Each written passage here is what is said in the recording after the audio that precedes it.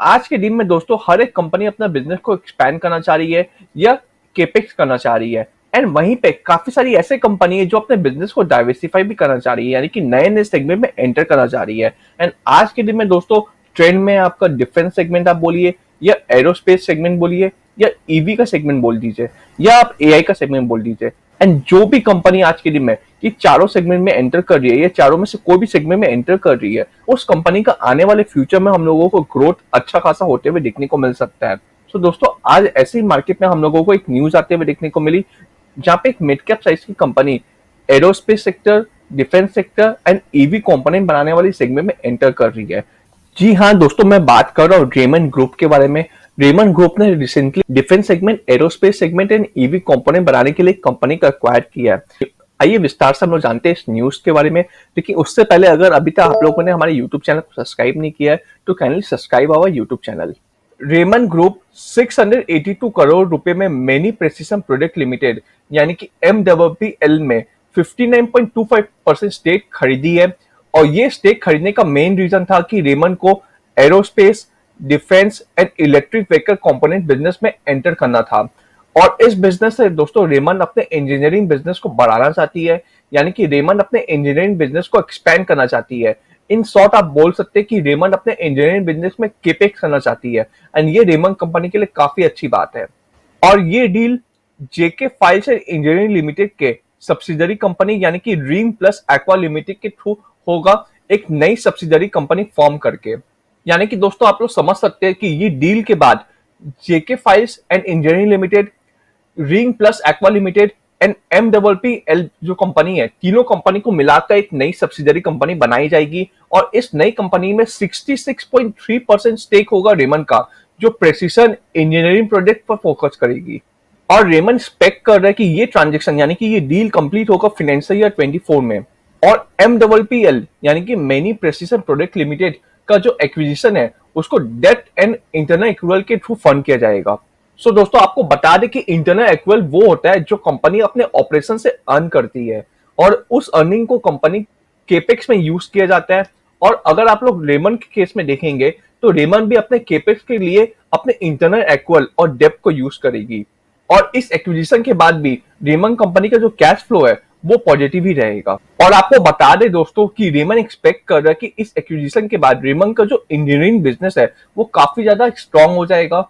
और इस एक्विजिशन के बाद रेमंड का इबिटा जो है वो 400 से 500 करोड़ रुपया हो जाएगा आने वाले 3 से 4 सालों में।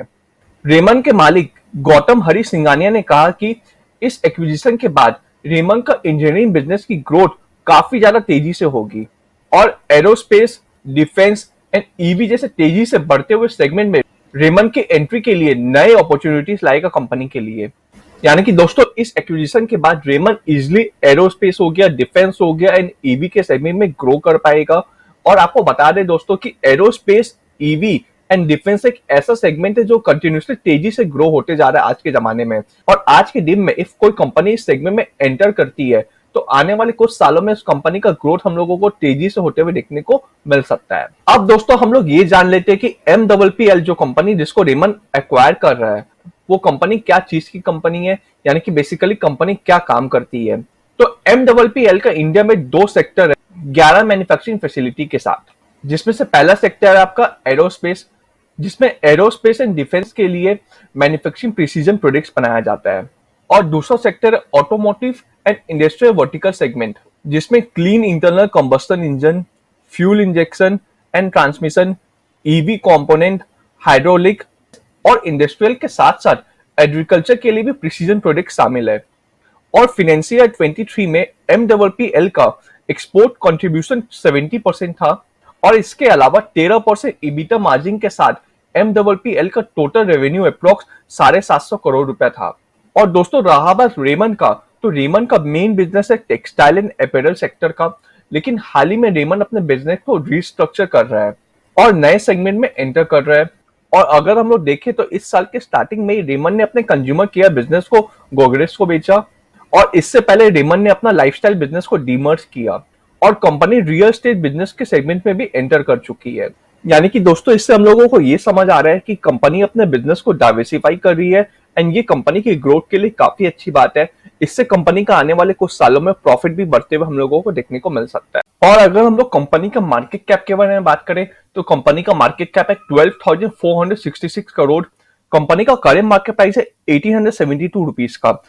इस साल में कंपनी ने हाई मारा है 2240 रुपए का एंड कंपनी का लो था 1093 रुपीज। और अगर हम लोग कंपनी के लास्ट 3 साल के यानी कि 2021, 2022 एंड 2023 के रिजर्व के बारे में बात करें तो कंपनी का 2021 में रिजर्व था 1917 करोड़, फिर 1746 करोड़। कोई कारण की वजह से कंपनी का रिजर्व घटते हुए देखने को मिला, लेकिन वापस से हम लोगों को कंपनी के रिजर्व में 2023 में जंप देखने को मिला जो हो गया 2186 करोड़। अगर बोरेंस के बारे में बात करें हम लोग तो लॉन्ग टर्म बोरेंस हम लोग देखेंगे कंपनी का 2021 में बोरेंस था 1057 करोड़, फिर 2022 में हो गया 1064 करोड़, लेकिन 2023 में कंपनी ने अपना बोरेंस काफी हद तक घटाया जो घट के हो गया 907 करोड़। यानी ये कंपनी के लिए काफी अच्छी बात है। और अब हम लोग अगर कंपनी के शेयर होल्डिंग पैटर्न के बारे में बात करें तो लास्ट 3 क्वार्टर में एफआईएस ने अपने पोजीशन को बढ़ाया है, साथ ही साथ डीआईएस ने भी अपने पोजीशन को बढ़ाया है।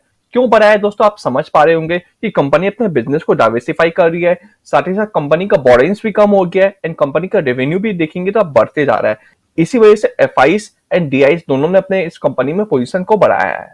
अब हम लोग अगर दोस्तों कंपनी का पीएनएल देखेंगे यानी कि प्रॉफिट एंड लॉस स्टेटमेंट देखेंगे तो जो कंपनी नेगेटिव में थी, कंपनी का नेट प्रॉफिट नेगेटिव में था, वो पॉजिटिव में हो गया है। 410 करोड़ रुपया पॉजिटिव में हो गया कंपनी का प्रॉफिट, नेट प्रॉफिट आप बोलोगे तो, यानी कि नेगेटिव से कंपनी पॉजिटिव में आते हुए देखने को मिली हम लोगों को, यानी कंपनी के लिए काफी अच्छी बात है। हालांकि आप एक चीज और देखेंगे, नेगेटिव से पहले भी कंपनी का नेट प्रॉफिट पॉजिटिव में था, लेकिन कितना था नेट प्रॉफिट 74, 94, यानी कि डबल डिजिट में नेट प्रॉफिट था। इस बार कंपनी का नेट प्रॉफिट आपको ट्रिपल डिजिट में आते हुए देखने को मिला है। इसी वजह से दोस्तों एफआईएस एंड डीआईएस ने भी इस कंपनी में अपना पोजीशन को बढ़ाया है। तो दोस्तों ये कंपनी मुझे खराब नहीं लगती, मुझे कंपनी काफी ज्यादा पसंद है, लेकिन ये है मिड कैप साइज की कंपनी जिसमें वॉलिटिलिटी बहुत ज्यादा होता है। तो दोस्तों मैं तो इस कंपनी में इन्वेस्ट करना चाहूंगा, लेकिन मैं इस कंपनी में लॉन्ग टर्म के लिए इन्वेस्ट करना चाहूंगा एंड मैं हर एक डिप में कंपनी के शेयर्स को एक्यूमुलेट करना चाहूंगा, क्योंकि कंपनी अपने बिजनेस को डाइवर्सिफाई कर रही है। जो कंपनी का नेट प्रॉफिट नेगेटिव में था वो नेगेटिव से पॉजिटिव में आ गया। हालांकि नेगेटिव से भी पहले कंपनी का जो पॉजिटिव में था नेट प्रॉफिट वो डबल डिजिट में था, लेकिन इस बार कंपनी का नेट प्रॉफिट ट्रिपल डिजिट में आपका ग्रो हुआ है। और एफआईएस एंड डीआईएस भी कंपनी में पोजीशन बढ़ा रहे हैं एंड जब भी कोई कंपनी में एफआईएस एंड डीआईएस अपना पोजीशन को बढ़ाती है, यानी कि एफआईएस एंड डीआईएस दोस्तों लॉन्ग टर्म के लिए इन्वेस्ट करती है, वो 1-2 साल के लिए या 6 महीने के लिए इन्वेस्ट नहीं करती है। तो एफआईएस एंड डीआईएस ने भी इस कंपनी में अब तक अगर अपने पोजीशन को बढ़ाया तो कुछ सोच समझ के ही बढ़ाया होगा। रहा बात कंपनी दोस्तों रिसेंटली कंपनी को भी एक्वायर की है, जिससे कंपनी एरोस्पेस और डिफेंस और ईवी कंपोनेंट सेगमेंट में एंटर कर सके।